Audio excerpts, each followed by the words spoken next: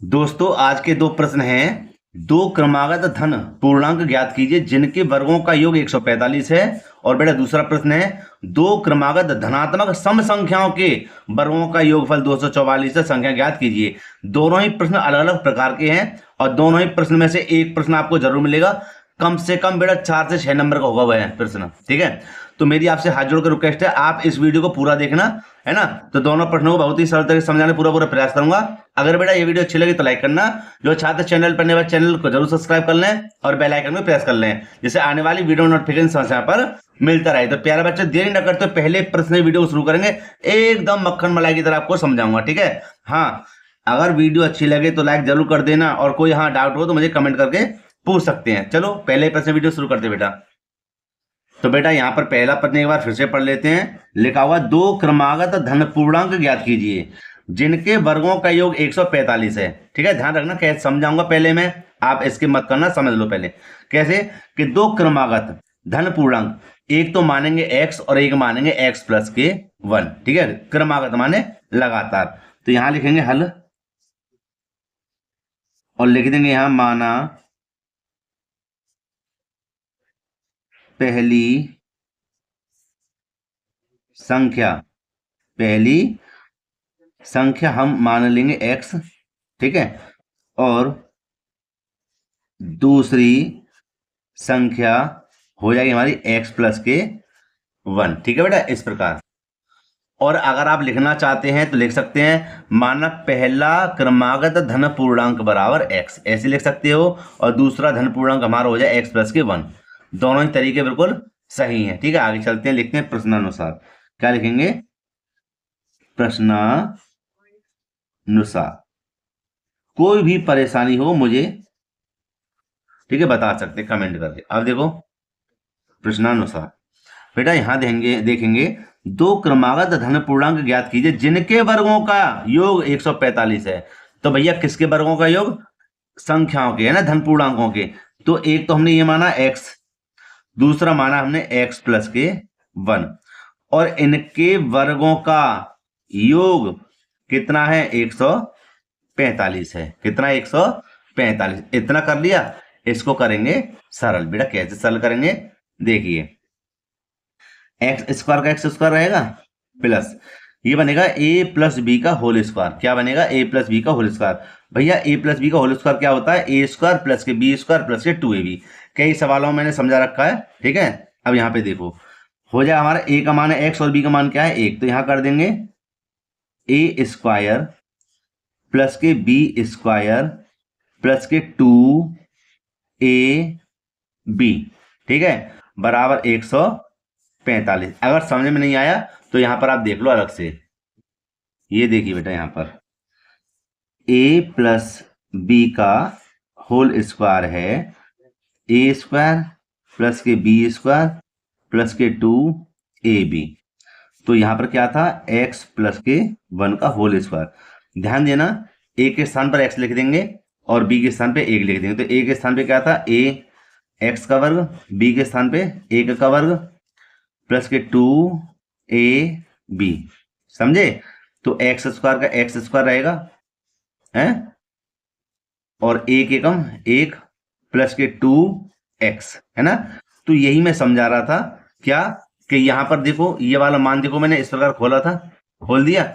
अब ये वाला मान यहां पर करेंगे कैसे कि 1x स्क्वायर और 1x स्क्वायर कितना हो जाएगा? 2x स्क्वायर हो जाएंगे। अगर आप चाहें तो इसको जो कहते हो रख सकते हो, बाद में लगा देना।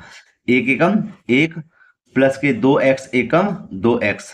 दोबारा देखो, एक्स स्क्वायर ये रहा, एक्स स्क्वायर ये रहा, 1 और 1 कितना हो जाएंगे? 2x स्क्वायर, 1 एकम 1, 2x एकम 2x, बराबर में 145, ठीक है। आगे देखिए, 2x स्क्वायर प्लस का 1 और प्लस के 2x ये रहे, इसको इधर लेके आओ, माइनस के हो जाएंगे 145 बराबर 0, ठीक है। आगे देखिए बेटा, 2x स्क्वायर, ठीक है, प्लस के ले लो यहाँ पे 2x, माइनस 145 में से 1 जाएगा तो माइनस बचेंगे 144 बचेंगे ना। ये हो गया हमारा, ठीक। आगे देखिए कि 2x स्क्वायर ये रहा। यहाँ पर एक काम करो, देखो सब में क्या कॉमन है? सब में 2 का भाग जा रहा है। क्या जा रहा है? 2 का भाग समय जा रहा है, तो 2 को ले लो बाहर। जब 2 बाहर आ जाएगा तो क्या बचेगा? एक्स स्क्वायर जब 2 यहां से बाहर आ जाएगा, x बचेगा, 2 का भाग इधर लगाना, 2 सत्ते 14, 2 दूनी 4 माने 2 था हमारा कॉमन, है ना।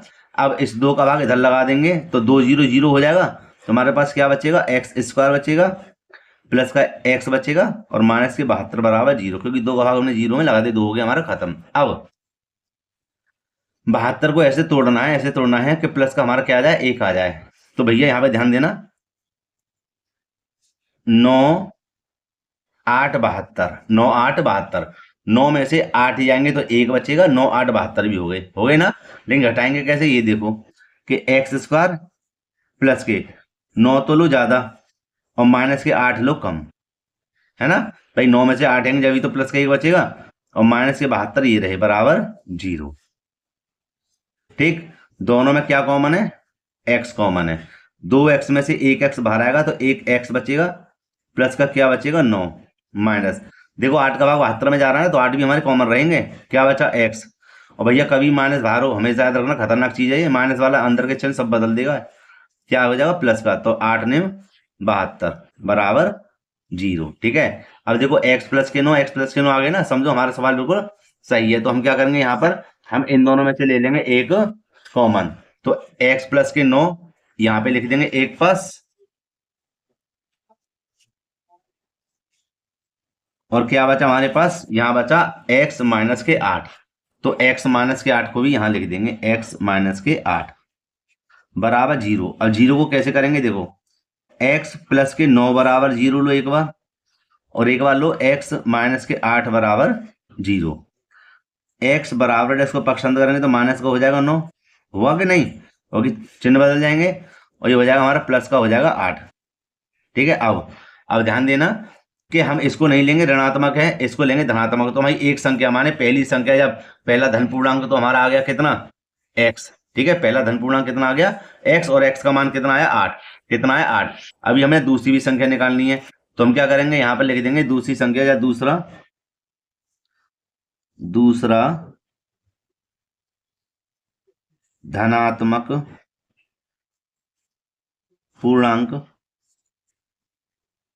x प्लस के 1, तो x का मान क्या है 8, प्लस का 1, कितना हो जाए 8 और 1 9, समझे। तो दोनों निकल कर आ गए 9 और 8, है ना। यही हमारा क्या है आंसर। और कैसी संख्या है, क्रम से है, 9 और 8 9, कितनी है 8 और 9, क्रम से है नहीं है ना, अपूर्णांक भी है ना।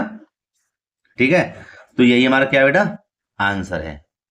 ठीक, तो अब हल करते हैं इसके दूसरे प्रश्न को, वो थोड़ा हटके है ना। यहाँ पे क्रम से पूछे उसने, उसमें भी क्रम पूछी है, लेकिन उसमें क्या पूछा है, धनात्मक सम संख्या शायद पूछी है ना, देख लो एक बार। अब देखो दूसरे सवाल में क्या पूछा है कि दो क्रमागत धनात्मक सम संख्याओं के वर्गों का योगफल 244 है, संख्या ज्ञात कीजिए। अब देखो यहाँ पर उसमें क्रम से पूछा था, है ना, क्रमागत, और यहाँ भी क्रमागत है, लेकिन कौन सी संख्या है, सम संख्या है, कौन सी सम संख्या। तो देखो ऐसे सवालों को कैसे हल करते हैं, लिखेंगे हल, लिख देंगे माना, इसी प्रकार लिखूंगा, पहली धनात्मक सम संख्या x। ठीक है, ऐसे कर लो, ऐसे समझ में आ जाएगी। और लिख देंगे दूसरी धनात्मक सम संख्या x प्लस के 2। याद रखना इसी प्रकार का क्वेश्चन एक 100%, कैसे 100% कह रहा हूं, जरूर आएगा पेपर में, बोर्ड एग्जाम में। ठीक है, तो चलो आगे चलते हैं। अब क्या करेंगे, यहां लिखेंगे हम, क्या लिखेंगे, प्रश्नानुसार, क्या लिखेंगे, प्रश्नानुसार।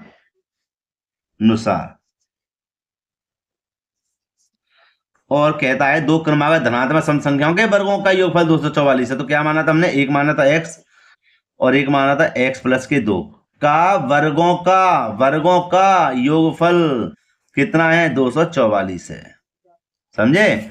बस बेटा सरल करेंगे, कैसे सरल करेंगे कि यहां पर हम रख देंगे एक्स स्क्वायर, और देखो ये वही चीज अभी जो समझाई थी मैंने, a प्लस बी का होल स्क्वायर, ध्यान रखना।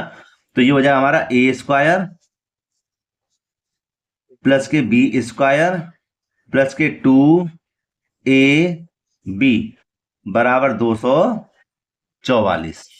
ठीक है, ये हो गया। अब आगे देखिए, एक एक्स स्क्वायर और एक एक्स स्क्वायर कितने हो जाएंगे, 2x² हो जाएंगे, प्लस के 2 दूनी 4 हो जाएंगे और 2 दूनी 4x हो जाएंगे, बराबर 244। ठीक है बेटा, आगे देखिए, आगे बेटा समझेंगे, क्या समझेंगे कि 2x² और प्लस के 4x ये रहा और प्लस के 4 ये रहे, माने पहले बड़ी घात पे छोटी घात पे संख्या और इसको इधर ले लो, माइनस के हो जाएंगे 244, क्योंकि बेटा चिन्ह बदल जाएंगे। ठीक है, 2x² जो का त्यों रहने दो, प्लस के 4 को x को ऐसे ही रहने दो और 244 में से 4 जाएंगे तो क्या बचेंगे, माइनस के 240 बचेंगे, है ना, बराबर 0। आगे देखेंगे बेटा, क्या देखेंगे कि सब में देखो 2 का भाग जा रहा है तो 2 ले लो पहले सवाल की तरह कॉमन, क्या बचेगा, x², 2 दूनी 4 और माइनस के 2 एकम 2, 2 दूनी 4 ना जाने की 0 बराबर 0, है ना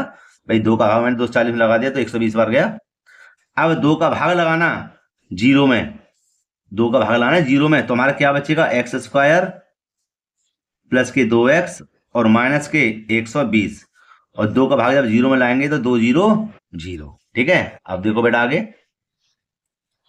हमें ये बन गया द्विघात समीकरण, क्या बना, द्विघात समीकरण। अब हमें 120 को ऐसा तोड़ना है कि प्लस के 2 आ जाए, प्लस के 2 आ जाए, तो देखो 12 धाम 120 होते हैं, 12 धाम 120 होते हैं और 12 में से 10 जाएंगे तो 2 ना बचे, बचे ना, कैसे लिखेंगे, लिख देंगे x² प्लस के 12 माइनस के लेंगे 10x, 12 धाम 120।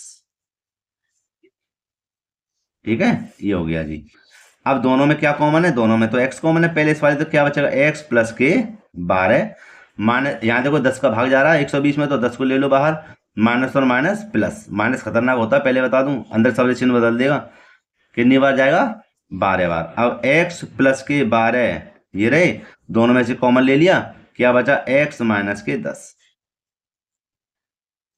बराबर 0। ठीक है, अब आगे देखिए बेटा, इसको देखो बेटे, ये हो जाएगा हमारा x प्लस के 12 बराबर 0। ठीक है, और x माइनस के 10 बराबर 0, तो हो जाएगा x बराबर बेटा, पक्षांतर करेंगे माइनस के 12 और x बराबर हो जाए हमारा प्लस के 10। ठीक है, ये आ गया।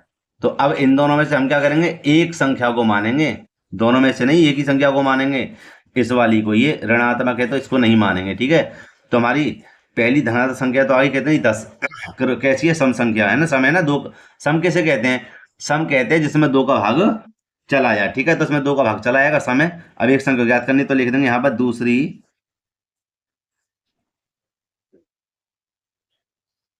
धनात्मक